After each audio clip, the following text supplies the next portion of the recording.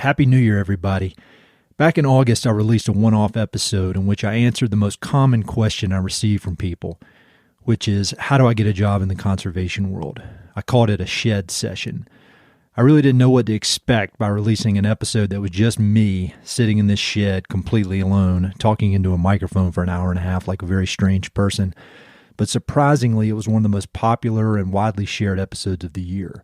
So, at the urging of many of you, I'm going to be doing more shed session episodes, answering questions, recommending books, and sharing whatever weird ideas or activities may be consuming my attention at the time. But the point of these episodes is not for me to sit here talking to myself and listening to my own voice for an hour at a time. It's to add value and provide resources that you might enjoy or be able to use in your own life. My plan is to release one shed session per month, and the full episodes will be available exclusively for Patreon supporters. Patreon supporters receive a custom RSS link that will allow them to listen to shed session episodes on their favorite podcast players. That's Apple Podcasts, Spotify, Overcast, whatever it is that you use. I'll post excerpts of the shed sessions here on this regular Mountain and Prairie feed. But to listen to the full episodes and have them pop up on your podcast player whenever I publish them, you'll need to be a Patreon supporter. You can go to mountainandprairie.com/Patreon to learn more.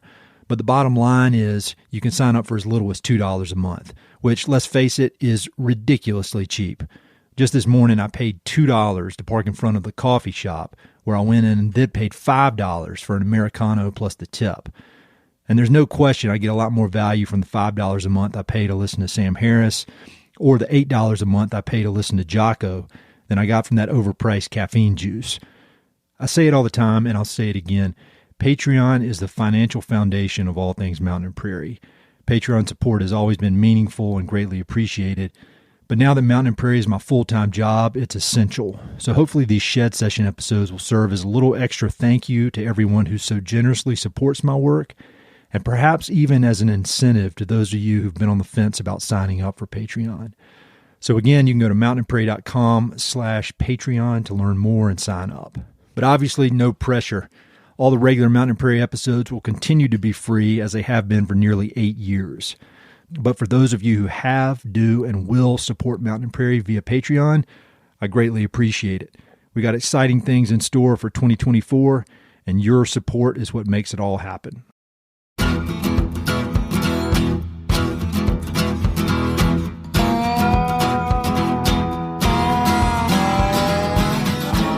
Hey everybody, I hope the end of 2023 is wrapping up great for you wherever you are in the world.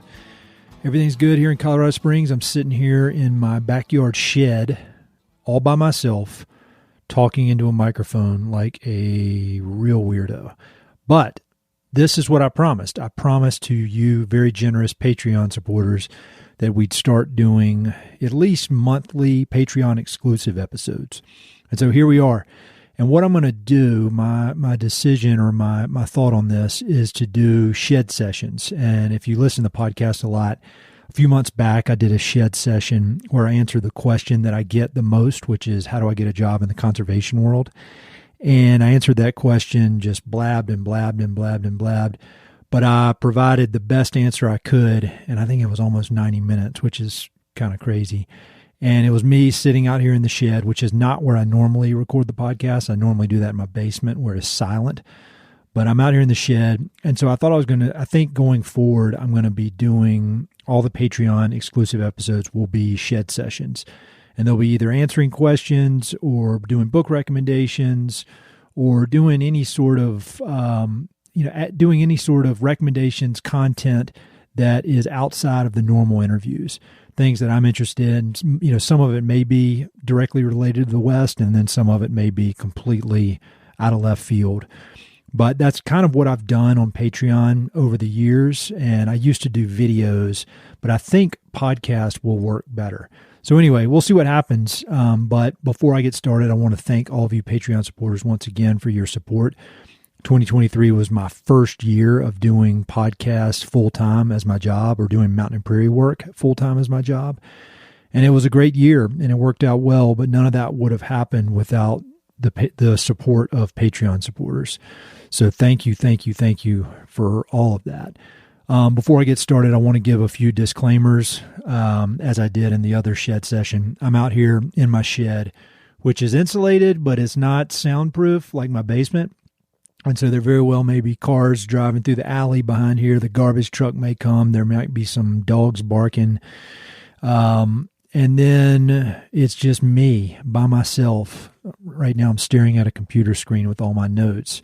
And so there'll probably be a lot of like. So if you're not into that kind of thing, just turn it off. We'll keep doing regular episodes, hopefully 3 to 4 per month. But if you are interested in any of my weird recommendations, book ideas, all the stuff I'm doing, keep listening. I can guarantee it'll be odd.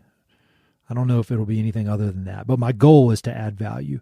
And so the point of this one, or the subject of this shed session, I remember last year, maybe the year before, towards the end of the year, I would always see people doing lists, like my 10 favorite things of 2022, or 10 things I can't live without, blah, blah, blah, blah, blah.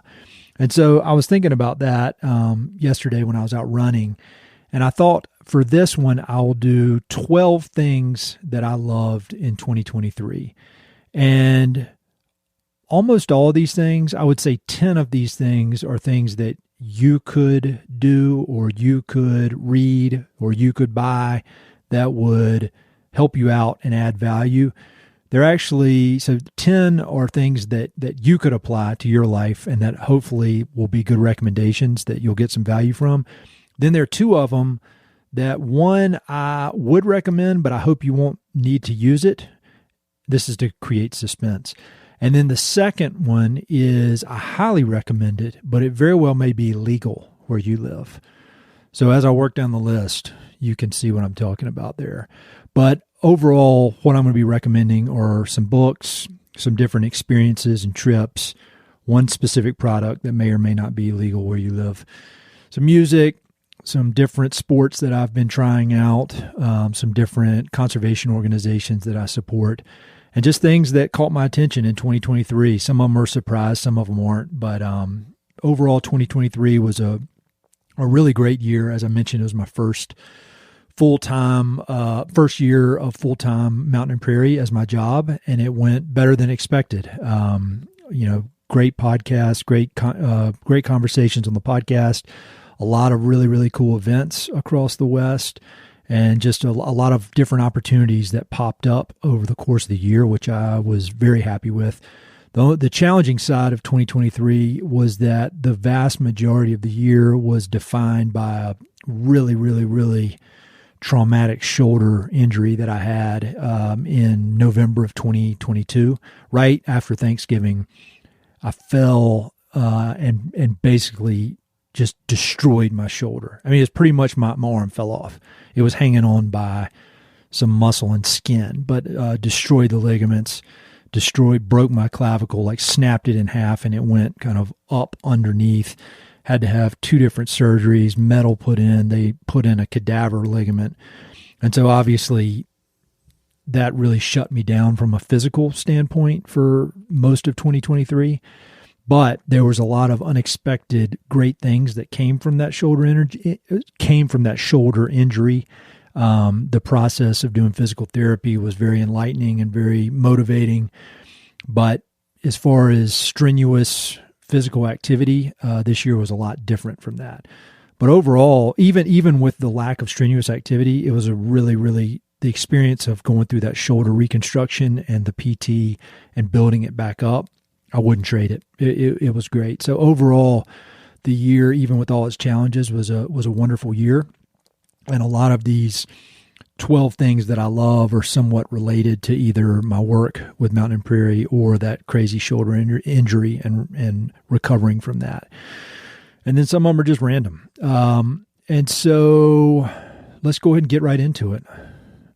I was going to say I don't want to be blabbing, but that's kind of all I'm doing right here is just blabbing, completely alone in the shed. Very strange.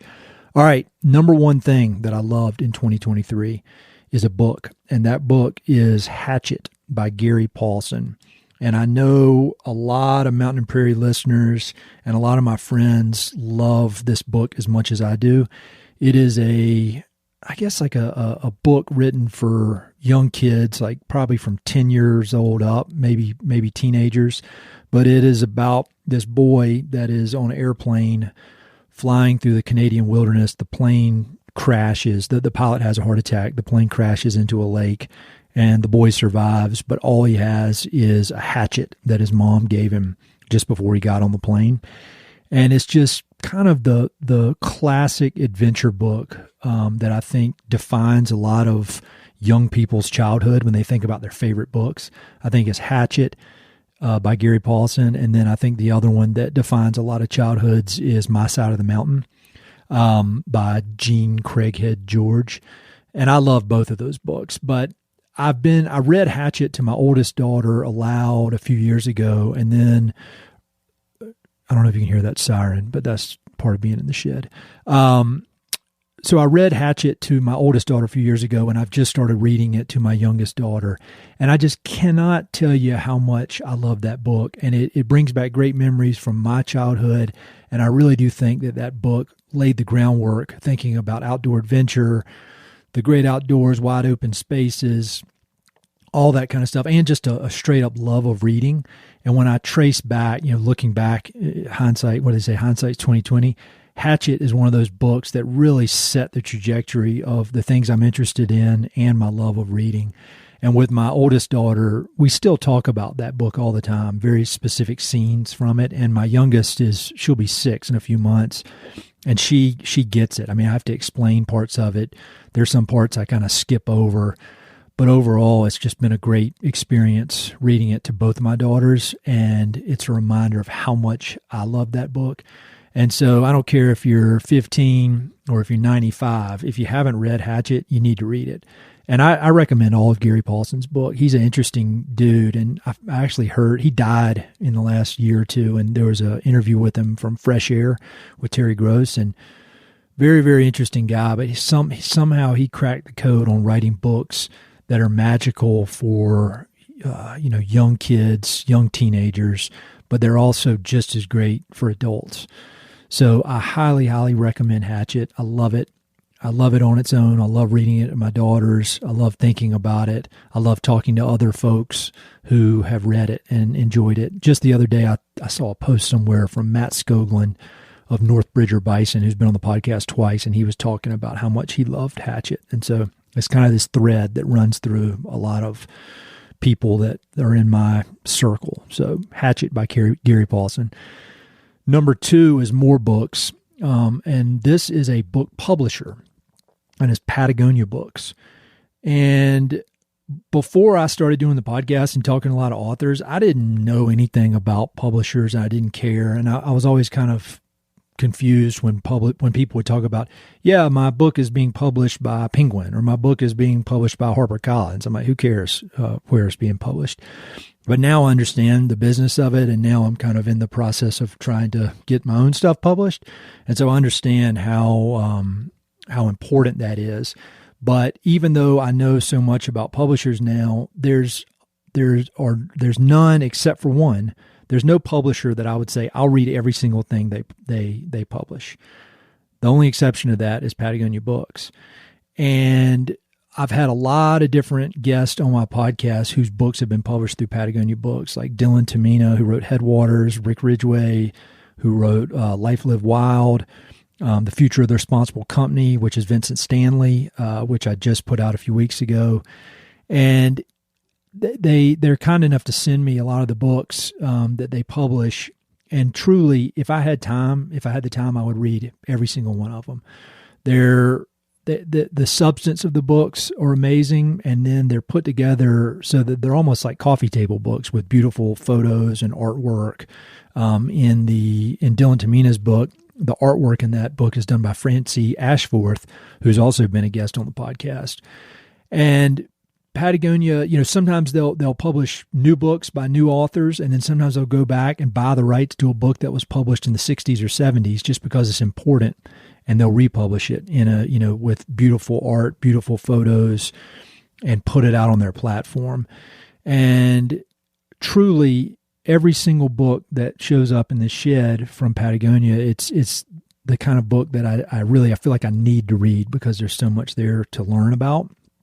And so I'd been a fan, obviously, for years. And then when I was in LA in October or September, I was in Ventura and I went by the Patagonia office and I met with the head of Patagonia Books and really got to understand even more about their process and how much they put into each one of these books. And the woman's name is Carla Olson, and she's amazing.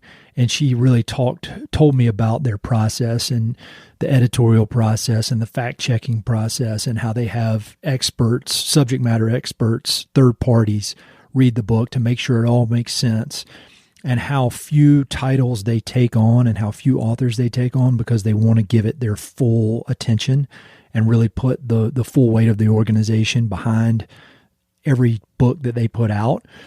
And that's really in stark contrast to a lot of publishers now, whether you're talking about the big New York City agencies or even smaller publishers. Most of these publishing companies are strapped for cash. It can be a really, really tough business.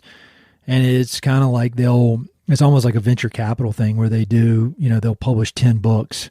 Just the other kind of publishers, not Patagonia, publish 10 books and hope that one of them hits it big, and then that covers the losses of the others. And I've seen so many books recently that, they come out in the final version, not an advanced reader copy, but the final version is has typos all through it. And that's just in such stark contrast to what Patagonia does, where they spend basically 2 years working on these books before they go out into the world. And so getting to really, really understand their process and really understand what they put into each one of these titles, it made me even more of a fan. And so I'm looking around the shed right now, and I've got a big old stack of them that I want to read. There's one called Sweet in the Tooth and Claw. There's one called Cracked, which is about dams. There's one called Swell by this woman named Captain Liz Clark, who sailed around the world and surfed. There's an old title that they republished called Waves and Beaches. There's one called Forest Journey, which is also a republished title. But they're all just amazing books, and hopefully I'll have the chance to read all of them. But I would say they all their titles cover such a wide range of topics that I would recommend, if you're into these kind of books like I'm talking about now, just go to Patagonia Books and pick one, and you won't be disappointed. You'll learn a lot, and you'll be supporting a company that is doing business the right way, or the way that I think is the right way. So that is my second thing that I loved during 2023 is Patagonia Books. The third thing I loved during 2023 is an event. And hopefully it's an event you'll be able to attend in the future. And it's the Old Salt Festival. You probably heard me talking about it. I interviewed Cole Mannix, who was one of the creators of the Old Salt Festival. But it was a music, poetry, literature, food festival in Helmville, Montana on the Mannix family ranch, which is about an hour east of Missoula. And it was just a spectacular landscape, spectacular ranch. The music was great. There were famous bands and musicians there. There were authors there doing readings. I interviewed David James Duncan, the novelist who wrote The River Wye and Son House and Brothers K. And then there was a lot of discussion about regional food supply, conservation. There were people from Western Landowners Alliance there doing presentations. So it was very, very much in line with everything I'm interested in here on Mountain and Prairie. But it was like a physical meeting of in-person meeting of all these things that I talk about virtually here on the podcast. And so one of the many great things about that time in Helmville on the ranch is that there's no cell service. And so it was 3 days. I got there on a Friday, was there all day Saturday, and then left on Sunday. And it was 3 days of no cell service, amazing conversations with people. And, the music was great. The food was great. The different events and readings were great. Hopefully I did an okay job interviewing David James Duncan. But what made it were the people. It was really this gathering of amazing, smart, curious people who were all gathered, all cared so much about land, care so much about conservation, care about the West, and they all chose to use their time and resources to gather on this ranch out in the middle of the wide open spaces of Montana and really just talk and think and have just a really wonderful experience. And I had really high expectations going into it, and I was honored to be included, but it far surpassed all of my expectations. And I think what caused it to surpass my expectations is the people. Just an amazing gathering. And so I'm not sure, I think they're hoping to do another one in 2024. As of this recording, it has not been locked in, but if it happens, I cannot recommend it enough. And I don't say these recommendations lightly. Like, I'm not just saying that. I did a lot of events this year, and they were all great, but this one was very, very, very special. And so if you can swing it and it happens in 2024, I would highly recommend it. And if they're doing it, I'll be there. And so I'd love to hang out in person. And I connected with a lot of listeners there. I saw people wearing Mountain Prairie t-shirts, which is crazy.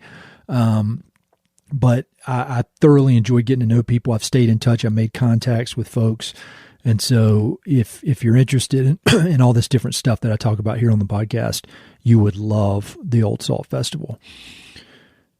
Number 4, kind of an unexpected thing that popped into my consciousness that I loved. And it's a broad topic, and it's probably not, or a broad category, probably nothing new to most of y'all, but what I love, the number 4 thing that I love. All right, so that's a little sample of this month's Shed Session. To listen to full episodes every month and to support the continued growth and evolution of Mountain Prairie, go to mountainprairie.com/Patreon. Memberships start at as little as $2 a month. Thanks so much for your support.